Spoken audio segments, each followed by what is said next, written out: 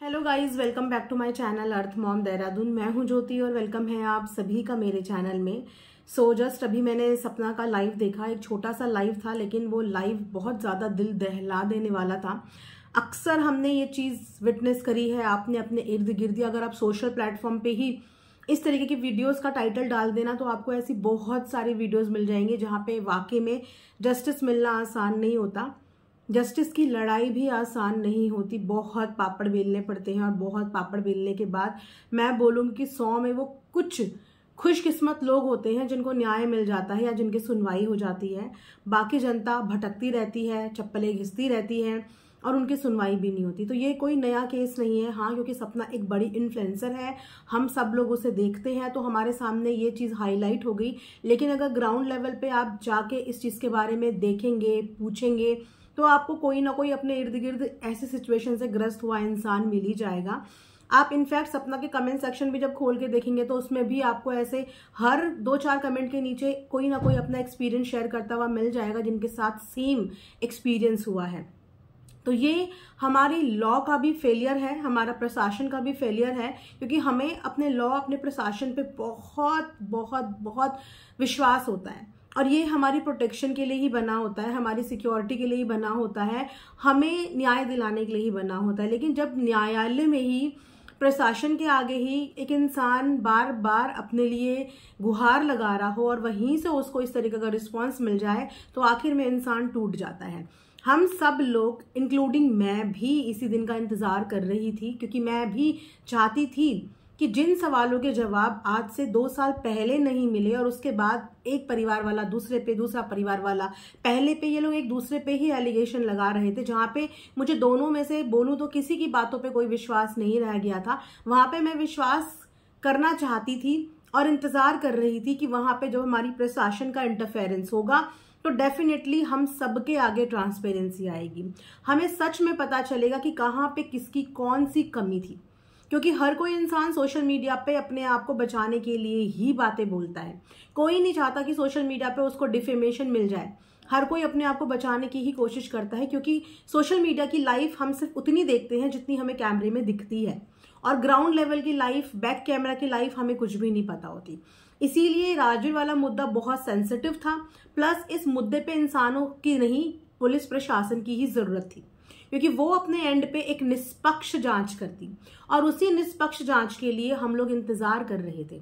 सपना ने अपनी कम्युनिटी पे ये बात शेयर करी थी और अपने व्लॉग के माध्यम से भी ये बात बताई थी कि अभी उसको कुछ भी बताने, दिखाने की परमिशन नहीं दी गई है, लेकिन वो कॉन्फिडेंट थी। आपने जितने वीडियोस उसके देखे हैं केस से रिलेटेड, वो हर वीडियो में कॉन्फिडेंट थी कि सब कुछ हो रहा है, बहुत अच्छे से हो रहा है, मैं आऊंगी सबूत लेने। तो कहीं ना कहीं उसको ये कॉन्फिडेंस था कि उसकी जो प्रार्थना पत्र है या उसकी जो कंप्लेन है उसमें अच्छा हो रहा है काम। उसको शायद इस बात का आश्वासन दिया गया, लेकिन दिन पे दिन निकलते रहे, दिन पे दिन निकलते रहे और रिजल्ट के नाम पे वो अपनी सोशल मीडिया फैमिली को क्या आके रिजल्ट दिखाए, क्या आके बताए, क्योंकि उसको बताने से भी मना किया गया, उसको शेयर करने से भी मना किया गया और प्रोसेस में कुछ ऐसी चीजें हुई ही नहीं कि वो आके बताए। तो फाइनली उसकी हिम्मत टूट गई। एक औरत जिसकी 2 मासूम छोटी बच्चियां हैं, जिसके पास कोई साथ, कोई सपोर्ट नहीं है, वो आखिर कितने दिन चक्कर काटेगी, कितने दिन दरवाजा खटखटाएगी और कितने दिन उसको वापस लौटाया जाएगा और कितने दिन उसको अलग अलग कागजातों में उलझाया जाएगा। तो फाइनली आज शायद उसके सब्र का बांध टूट गया और आके उसने एक छोटी सी लाइव में सारी बातें बता दी कि किस तरीके से उसकी सुनवाई नहीं हो रही है। अंदर कैमरे अलाउ नहीं होते, अंदर वीडियो बनाना अलाउ नहीं होता, ये आप सब जानते हैं। हर किसी जगह की अपनी एक प्रोटोकॉल होती है, लेकिन बाहर आके उसने ये बात बताई कि किस तरीके से उसके साथ हो रहा है। आप उसके कपड़े, उसकी चप्पल, उसका हुलिया देख के पता लगा सकते हो कि वो इस चीज के लिए कितनी परेशान है। केस चाहे 2 साल पुराना हो, चाहे 20 साल पुराना हो, अगर कोई इंसान अपने केस को खुलवाना चाहता है, उस केस पे इन्वेस्टिगेशन कराना चाहता है, तो ये हर एक नागरिक का हक होता है, वो कर सकता है। और मुझे लगता है कि इस चीज में साथ और सपोर्ट देना चाहिए। जब एक औरत सामने से आके बोल रही है कि उसको इस एक्सीडेंट केस पे शक है, वो इस चीज पे इन्वेस्टिगेशन चाहती है, एक निष्पक्ष जांच चाहती है, तो उसकी जांच को एक्सेप्ट क्यों नहीं किया जा रहा है? एक बार फिर और हर बार हमेशा एक ही शख्स का नाम आता है और वो और कोई नहीं, छोटी बच्ची के पिताजी ही हैं। क्यों फैमिली के और किसी इंसान का नाम नहीं आता, बार बार उसी के पिताजी का नाम क्यों आता है? कुछ तो इन चीजों के बीच में पीछे आगे है जिसकी जांच आप और हम बैठ के नहीं कर सकते। शायद इसीलिए हम कुछ बोल ही नहीं सकते, क्योंकि ये मैटर बहुत ज्यादा पेचीदा है और इसका सल्यूशन आम इंसान नहीं, प्रशासन ही निकाल सकता था। उसी के जरिए हमें एक निष्पक्ष जांच की उम्मीद थी, उम्मीद है कि जब वो निष्पक्ष जांच करेंगे तो चाहे कोई भी इंसान गलत हो वो सामने आ जाएगा। लेकिन जांच तब होती है जब वो जांच करने के लिए सामने वाले रेडी हों, तैयार हों। सपना ने शुरुआत करी और आज थाने के बाहर उसका ये वीडियो इस बात का सबूत है कि उसने इस चीज के लिए शुरुआत की थी, वो ये चीज करना चाहती थी, ये अपने आप में प्रूव हो गया। तो अब मैं ये चाहूंगी कि सपना ने शुरुआत करी, कहीं ना कहीं वो फेल हो गई, डगमगा रही है, चीजें नहीं कर पा रही है, उलझ गई है। और एक औरत एक्चुअली कहाँ तक भागा दौड़ी करेगी? उसकी समझ जितनी चलेगी वो उतनी ही कर पाएगी, उसके इर्द गिर्द के लोग उसको जितना बताएंगे, जितनी सलाह देंगे वो उतना ही कर पाएगी। और हर एक इंसान जिसके पास कोई नॉलेज नहीं होती वो सबसे पहले अपने नियर बाय थाने में ही जाता है और उन्हीं से उम्मीद जताता है, उन्हीं के आगे जाता है और उन्हीं से अपनी सारी शिकायतें, अपनी सारी जांच के लिए उन्हीं से रिक्वेस्ट और उन्हीं से प्रार्थना करता है। सबसे पहले वहीं जाता है, उसके बाद क्या क्या स्टेप होते हैं वो उसको पता चलता है। इसीलिए शायद बोला जाता है कि भगवान किसी दुश्मन को भी कोर्ट कचहरी, थाने और डॉक्टर के चक्कर ना कटवाए, क्योंकि ये वो दरवाजे हैं जहां आप घुस तो जाते हो अपनी मर्जी से, लेकिन निकलना आपके लिए बहुत मुश्किल हो जाता है, क्योंकि ये एक ऐसा दलदल है जहां पे आप हर स्टेप में उलझते रहते हो और आपको ये भी नहीं पता होता कि कब इस चीज का अंत होगा, आखिर कब तक आपको इंतजार करना पड़ेगा। तो ये एक औरत की हार है और कहीं ना कहीं ये हमारे सिस्टम की भी हार है। और ये सिर्फ सपना नहीं है, ये सिर्फ सपना नहीं है, ऐसे बहुत सारे लोग हैं जिनको नहीं मिलता इंसाफ, जिनकी एक्चुअली नहीं होती सुनवाई। क्या करेगा इंसान फिर, कहाँ जाएगा? और लास्ट में जब थक हार जाता है, कुछ समझ में नहीं आता, तो फिर लोग गलत राह पे निकल पड़ते हैं, गलत डिसीजन ले लेते हैं अपनी जिंदगी को लेके, क्योंकि परेशान हो जाते हैं इन चीजों से। किस के सवालों के जवाब दे, किस उठी हुई उंगली को वो बोले कि नहीं मैं करना चाहती हूं, मैं करना चाहता हूं। मैं ये बोलूंगी कि इस समय पे एक औरत ने दिखा दिया कि वो दरवाजे तक गई, उसने दरवाजे तक अपनी प्रार्थना डाली, अपना कंसर्न डाला, निष्पक्ष जांच के लिए बोला, लेकिन नहीं निकला ना रिजल्ट। तो अब मुझे लगता है कि अब पेरेंट्स को इंटरवीन करना चाहिए, उसका साथ देना चाहिए, क्योंकि वो अपने पति के लिए ही नहीं, उनके बेटे के लिए भी जांच की डिमांड कर रही थी। और अब अगर वो हार रही है, उसके चीजें नहीं हो रही हैं, अड़चने डेवलप हो रही हैं, तो अब पेरेंट्स को कोई आपत्ति नहीं होनी चाहिए उसका साथ देने में, क्योंकि ये लड़ाई उनके बेटे के लिए है। उनको कोई आपत्ति नहीं होनी चाहिए। अगर किसी भी कारणवश ये कार्यवाही रुक रही है, कोई रुकावट इसमें आ रही है या वो नहीं करवा पा रही है, तो सपना की मदद करने में उनको कोई आपत्ति नहीं होनी चाहिए। और हमारी जनता, हमारी ऑडियंस भी शायद इसीलिए कहीं ना कहीं, बाकी सपना किस किस जगह गलत थी, किस किस जगह नहीं थी, ये सबको पता है और उसकी गलती को मैं कभी जस्टिफाई नहीं करूंगी।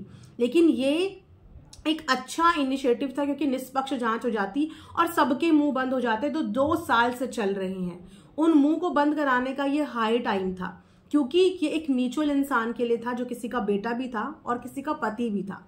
बंद हो जाते वो मुंह, हट जाती वो उंगलियां अगर इस चीज की जांच हो जाती।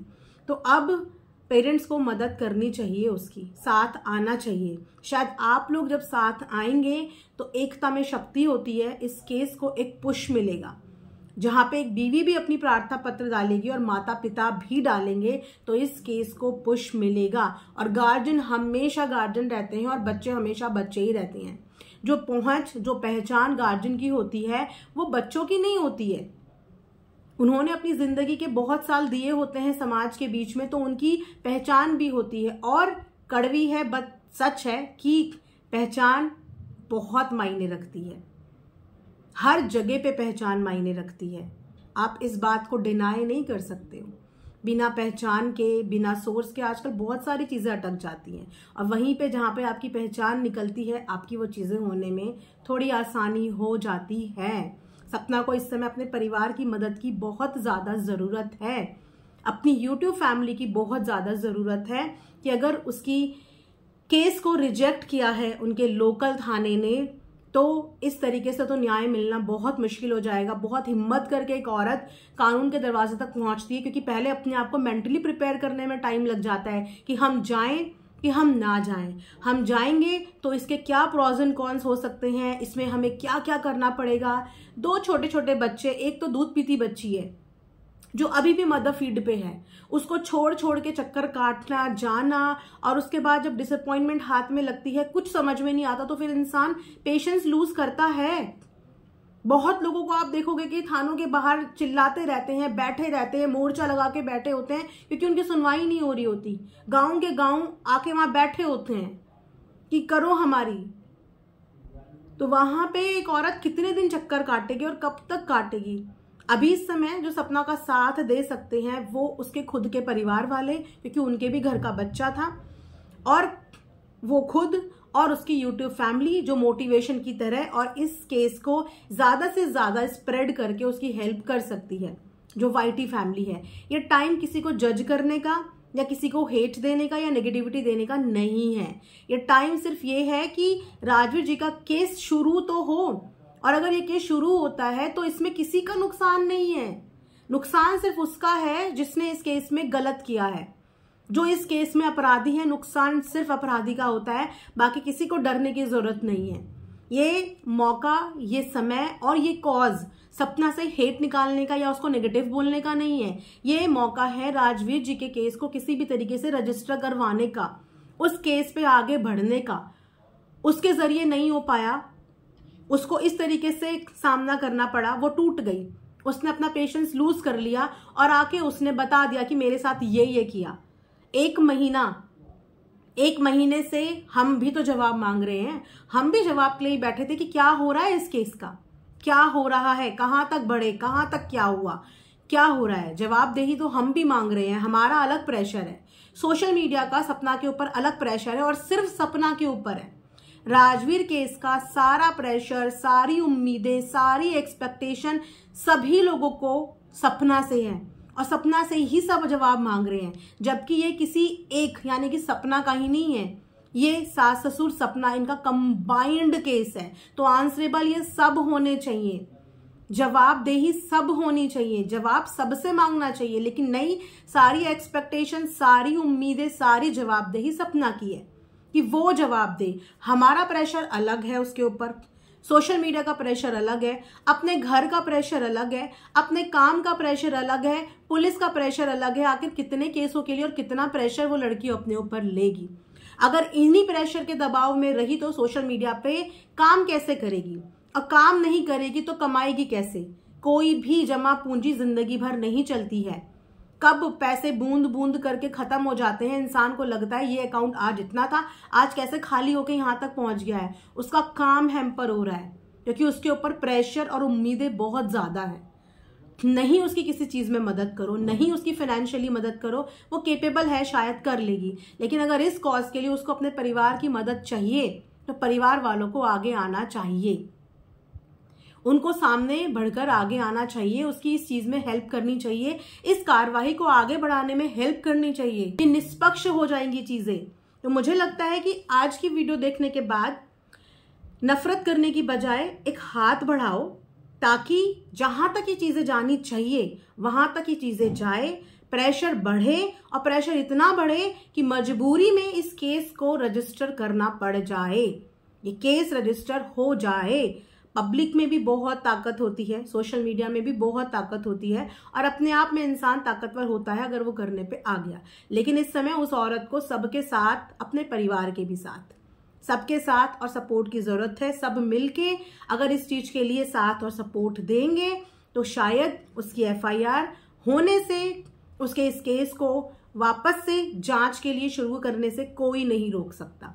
कोई नहीं, ये सपना के लिए नहीं है, ये सपना के सपोर्ट के लिए नहीं है, ये सिर्फ उस केस को रजिस्टर करने के सपोर्ट में है जिसके लिए ये बोल के मना कर दिया गया कि 2 साल पुराना है, तुम लोग तब सो रहे थे। 2 साल पुराना है जब ये कांड हुआ था। कोई भी बीवी इस स्टेट ऑफ माइंड में नहीं होती कि वो दूसरे दिन उठ के कोर्ट कचहरी के चक्कर काटे। ना वो 1 महीने में होती है, ना वो 2 महीने में होती है, और वो भी तब जब उसके ऊपर गार्जियन होते हैं। जब वो एक परिवार का सदस्य होती है तो परिवार के फैसले लेने वाले घर के बड़े लोग होते हैं।